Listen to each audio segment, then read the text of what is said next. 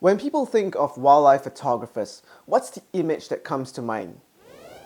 Yeah, probably something like this. What if I told you that within such a niche genre of photography like wildlife photography, there are actually subtypes of wildlife photographers, each with their own styles and habits and unique characteristics. My name is Terrence and I'm a semi-professional wildlife photographer. I've been doing this for the past 10 years and I'm currently a Nikon ambassador as well as having worked with many other brands. My aim is to spread awareness about the amazing biodiversity our planet has to offer as well as to help you learn about wildlife photography. After more than 10 years doing wildlife photography, I've seen many different types of wildlife photographers in my community.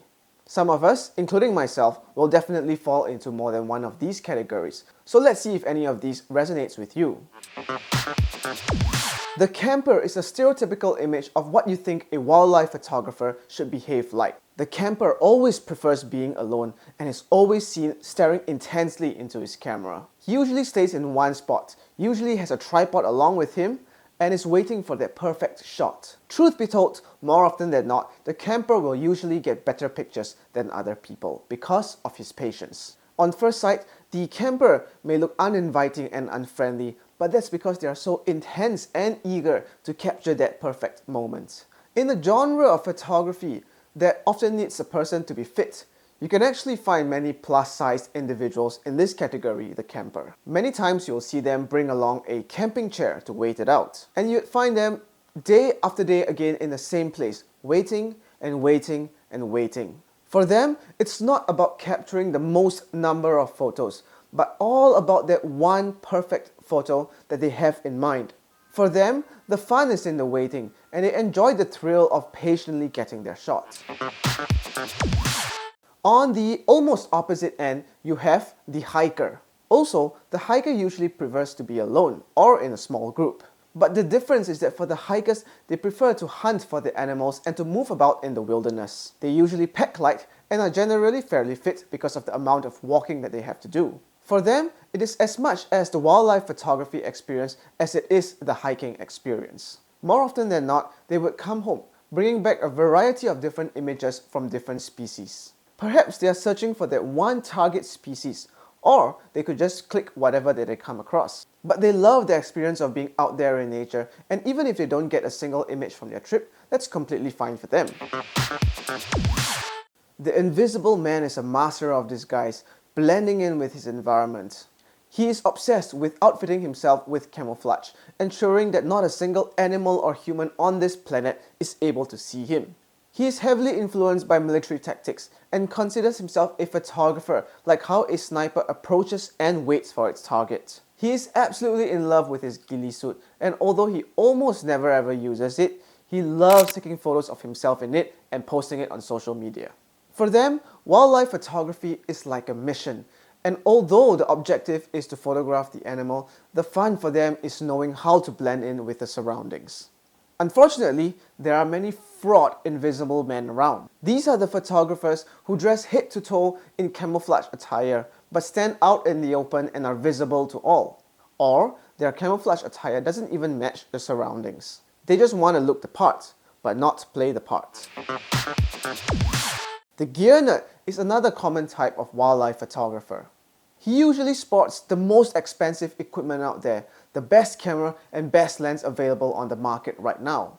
But the gear nerd is more focused on showing off his gear to the next person rather than taking pictures. He knows the ins and outs of his own camera gear and maybe other people's camera gear as well, but may not be actually able to take great photographs. He enjoys giving advice to other people on what camera equipment to buy as well. Usually, he's a snob and he looks down on people who use cheaper and more affordable camera equipment. You can tell a gear nerd by looking at his social media account.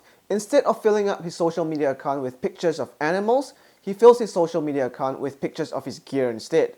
He is more excited about the release of new gear rather than the opportunity to take great photos, and thinks that the best way to level up his game is to acquire newer and more gear. The follower, like its name suggests, follows where other people go. Always. He is in the business of never missing out. With multiple social media and messaging accounts open, he is on the prowl, waiting for someone to inform him of a new exciting animal sighting. For the follower, it's all about being up to date on the latest intel, the sighting of a new bird, the appearance of a rare animal, and then joining the crowd to get the shot. A key characteristic of followers is that they will all get the same photograph, removing individualism from the equation. They enjoy comparing photographs after a session, whereupon they come back to realize the fact that there is absolutely no difference in their photos.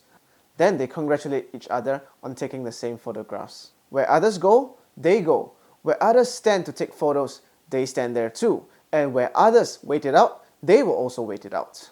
When you throw the follower to go and look for animals on their own, they get lost and start to panic. They rely heavily on other people and to a large extent also enjoy the social aspect of photography. For the follower, it is not so much the joy of discovering animals on their own, but the need to be where the excitement and the crowd is. The last type of photographer is the toucher. Perhaps not literally always, but the toucher always feels the need to go as close as possible to the subject that they are photographing, and if possible, yoink or boop them. The toucher's love for interacting with animals completely overshadows their love for photography. The thrill of being close to animals, especially dangerous ones, excites them terribly. The possibility of touching or handling an animal within or outside ethical considerations is an itch that they feel the need to scratch. For them, photography is a secondary consideration. The experience of being in close proximity to animals is a priority, and they will do whatever it takes to get that experience. All of them have a common idol, Steve Irwin. Or perhaps the younger ones prefer the Instagram celebrity Fishing Garrett. You will often find these touchers alone or in small groups, away from the prying eyes of the general public, or sometimes dead from the bite of a venomous snake. When they display their photos online, their photos always look immersive and perfect. Along with their caption that reads, "I found this just the way it is. I guess I was just lucky." Fun fact, the touchers also do not like birds. Birds are really difficult to touch. So, if you're a wildlife photographer, do you agree with the categories that I just mentioned? If so, which one are you? Let me know in the comments down below.